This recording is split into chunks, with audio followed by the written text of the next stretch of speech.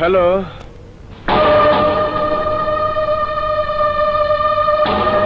কিরে জজ, তোর বউরে খুঁজা পাসটা পাবি কেমনে? তোর বউ তো এখন আমার জিম্মায়, এই আজিম শেঠের জিম্মায়। You bastard!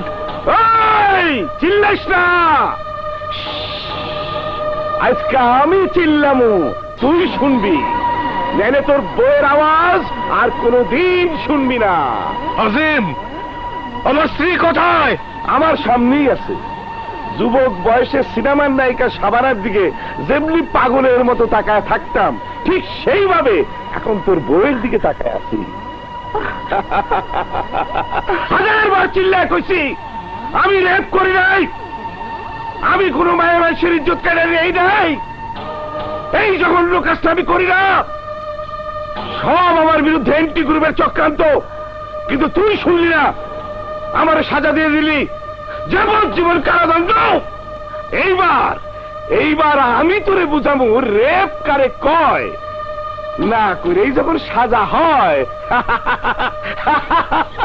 তখন তোর বউরে রেপ করে দেখুম কেসটা কি। আমার স্ত্রীর কোনো ক্ষতি করিস না আজিম। আজিম শোন,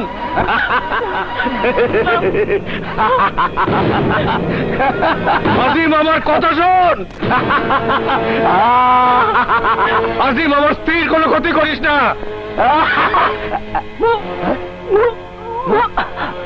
আজিম, আজিম, আজিম, তোর কি শরীর খারাপ? হ্যাঁ, তোর কি শরীর খারাপ? আমাকে ক্ষমা করে দিন, আপনার পায়ে পড়ি, এত বড় সর্বনাশ করবেন না। আমি তো আপনার কোনো ক্ষতি করিনি। আমিও তো তোর স্বামীর কোনো ক্ষতি করি নাই, তারপরেও আমারে তোর স্বামী সাজা দিছে। দয়া করুন, আমার মাসুম দুই সন্তানের উপর দয়া করুন, দয়া করুন আমার গর্ভের সন্তানের উপর, সে এখনো দুনিয়ার আলো দেখেনি। তোর পেটে বাচ্চা? জি।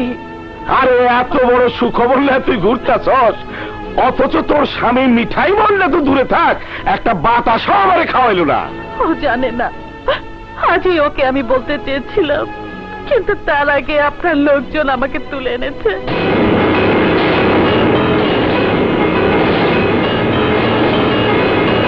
পাইছি, পাইছি রে, পাইছি, জজরে সাইজ করার পথ পাইছি।